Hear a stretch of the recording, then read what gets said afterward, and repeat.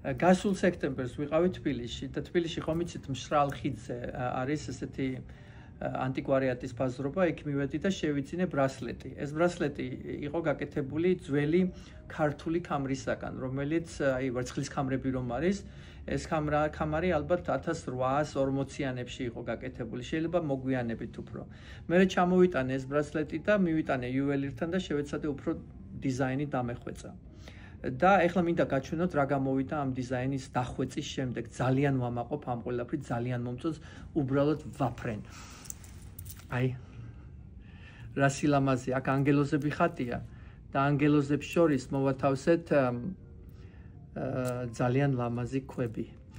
არ გეტყვით ეს ყველაფერი რა ღირდა, მაგრამ ძალიან ვამაყობ და ძალიან მიხარია. ისეთი ენერგია აქვს, რომ აი უბრალოდ შეიძლება მეც გავფრინდი ამ ანგელოზებთან ერთად.